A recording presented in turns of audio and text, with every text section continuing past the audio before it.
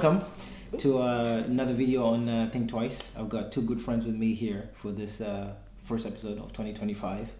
This is Sadako and this is Amalia. We're going to do some introductions, and then from there we are going to partially reflect on 2024 and then look, kind of discuss a bit about what 2025 is looking like for the three of us. So we'll start with Amalia. Introduce yourself, or do you want Sadako to go? Yes, Sadako. please All go. right. Introduce yourself. Absolutely. Let people know who you are. Yeah, my name is Suleiman Salako. I'm a civil engineer. I work with City of Halifax. I'm also an entrepreneur. I am the president of Bato, which is a luxury fashion brand here in Halifax. Also, late last year, I created Styler, which is a fashion tech app, which helps people put together outfits for various occasions. Whether you're going to work, lunch, dinner, you can just pop on Styler and find a well-created outfit for yourself in a few seconds. Amalia? Yes, my name is Amalia Henry. I am 25 years old. I am a confidence slash self-development slash manifestation coach. Yeah. So looking back at the year that we just closed off, how would you guys define that year? If there was one word you could use to define 2024, do you want to start, Amalia? I would say it was a very uncomfortable year, honestly, just because I took some really big steps. Okay.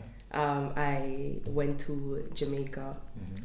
I skipped the winter, and I did that because I wanted to see what it would be like to do retreats in Jamaica.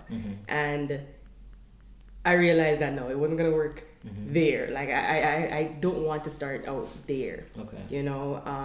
I told my family, and they were really doubtful of me and whatnot. You know what I mean? But I still did it. Realized that I want to take another path this time around, and it was also very uncomfortable for me because I had to show my personality more, especially on social media, and I'm really not used to that. It's uncomfortable. It's uncomfortable. Yeah. Long story short, it's just uncomfortable. Yeah, I know that. But you can't grow in a comfortable space. 100%. So I just have to suck it up and go for what I want. So that's my word. Yeah. Uncomfortable. Uncomfortable. Well, I guess it was also an uncomfortable year for me as well, but there are other words that I'd like to use to describe last year. I think it's a year of roller coaster.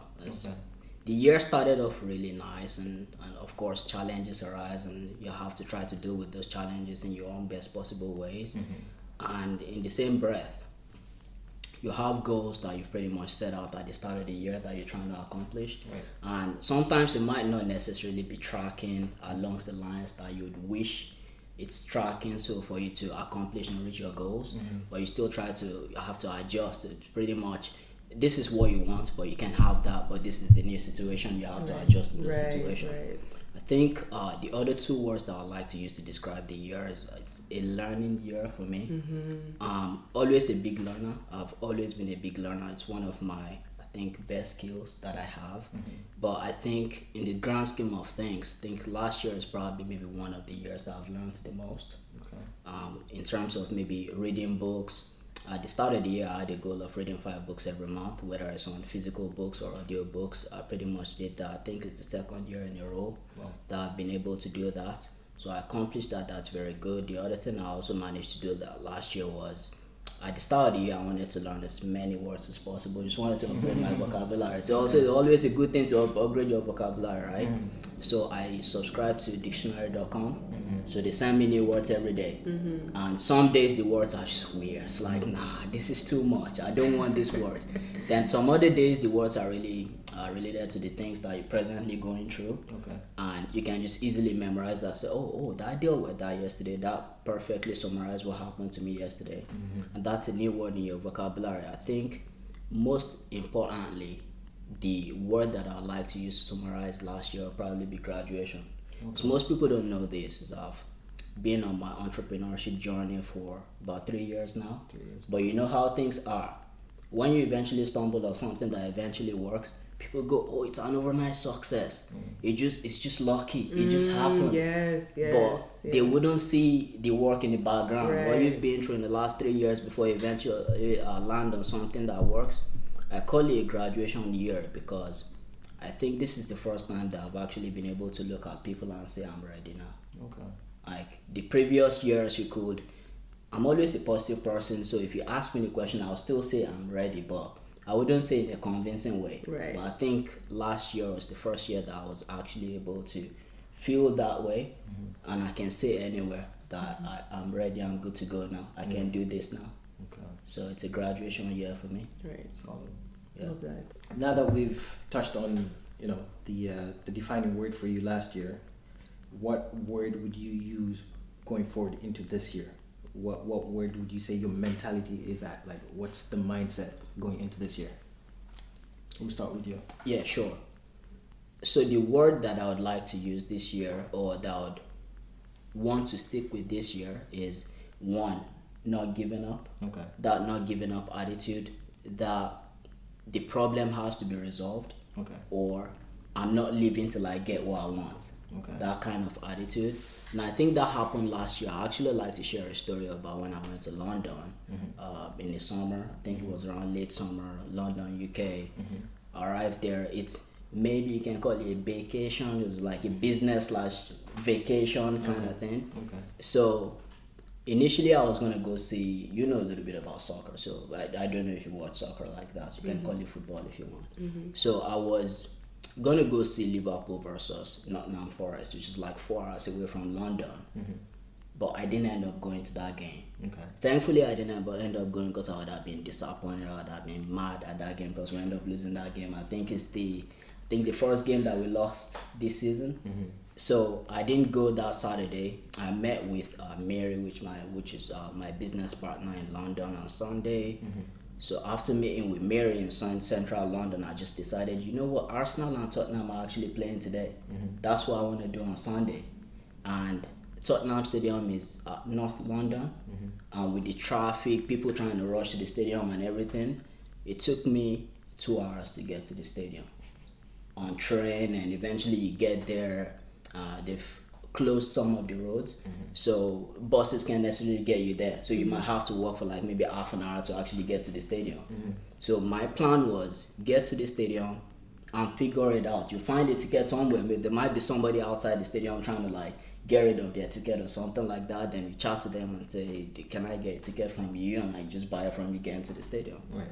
And I get there, I was talking to like some of the staff that are outside. It's like, how do I get in here? I need a ticket. I don't have a ticket. Is there anybody that might be selling around or something? It's like, no. Like, the game is actually sold out. I looked at myself. I went, are you kidding me? I've just traveled down 2 hours here and I'm seeing the stadium. I'm literally outside. I'm hearing the noises from inside. Am I not going to get in there? It's like, it's impossible. It's like, okay, what else can I do? Like, where can I go get? I just need to get in there. The guy says, well, I know it's sold out, but check around the ticketing office. Who knows? So I was walking there. I actually saw a guy that was pissed off because they wouldn't sell him a ticket. That it's sold out. That's what he was told. It's like, okay, well, that's his own answer. I'm gonna go get my answer. So Facts. yeah. So Facts. went there. I stood in the line. I think I was the only person in line. And she opens up the window. The customer service person that was chatting to me opens up the window and says, what do you want? I said, I want to get into that game. She's like, what game? It's sold out. Okay, I understand that, but I need you to understand something. Right? I didn't come from here. I traveled all the way from Canada to come here, and I stayed in central London, so it took me 2 hours to get here. So understand that. I understand the game is sold out, but I need to be in there. Like, I can't live without being in there. So you understand what I'm saying? And if you're not the right person to chat to, can I talk to maybe a supervisor or something, explain my situation to them? Because it's the first game that I've been to England that I have the opportunity to watch. It just needs to happen. And she closed up the thing, she goes talk to a supervisor, and she comes back and she says, you know what, there might actually be a ticket. okay. Says, are you a Tottenham fan? Say yes. I'm a Liverpool fan, by the way. But sometimes you gotta do what you gotta do. You I was gotta do what you gotta do, Yes, yeah. and she says, okay, here's the ticket, £85 or 85. I'll pay. I just need to be in there. Then she gives me the ticket and walked in there, and it was an absolutely life-changing experience because I've never seen anything like that before. Of course, there's something else that came from that, which maybe I'll share later. But one thing I want to say is that the not giving up attitude, that irrespective of what happens to somebody else, somebody else gets a different answer. I need my own answer. Yeah. Until I get what I want. This is where I'm going to be. I'm going to stay here. And that's the attitude that I want to use this year. I might not live 2025 because I'm ready to stay here till it happens. You know what I get what mean? you mean. Yeah, that's where I'm coming from. I actually really love your answer, and it's also what I want to incorporate into my life journey. Really, one person's answer is not gonna always be your answer. Yeah. Majority of the time, it's not your answer. Yeah. You know what I mean? So I find that a lot of people put doubts into your plans, and it's up to you to not let it get to you. Yeah. You know how many times, since we're children, like parents or like when they go to school and stuff, like they say they want to do these things, but doubts come into their minds, and because the doubts are in their minds, they don't go for the goals that they want to go for because my teacher already said I can't do it, so I don't do it. And it's very important to realize that it doesn't matter what people say, so resilience, I think, would be my word. Like if things don't work out one way, all right, it's gonna work out another way. Like, you literally have to have that confidence to know that life is working for you. Even if it doesn't go the way that you want it to go, it's still gonna happen if you believe that it's gonna happen. I like that. Obviously, definitely, you have to take action for sure. But if you don't have that mindset going in that you're gonna win, you're already lost. Yeah. Point blank. So yeah, resilience would be my word. Thank you. I like that word. Yeah. So I was listening to a book one of these days, and of course I've read maybe like 50 books after that, so I don't remember right now, but I can always shoot you the name of the book later. And I'm paraphrasing. So the author of the book was saying something like, there are a lot of people out there waiting for you to discover your voice. Their fate depends on you determining your voice, discovering your voice. If you don't discover it, they have nowhere to go in life. And I know that some of my purposes lies in that exactly, in helping people, right? And I know that I need to inspire more people. People in my close circle already know this. People in my close circle already benefit from me inspiring them and motivating them. I benefit from them in so many other ways as well. So I always wanted to expand that influence to other people. Right. I think one of the really useful ways to do it is on social media. Like you expand your reach and you can preach the words to many more people, many more audience, the people already in your circle, the people outside of your circle. You can do all of this stuff. So when I heard that, I thought, hold on. So what's holding me back from posting more content?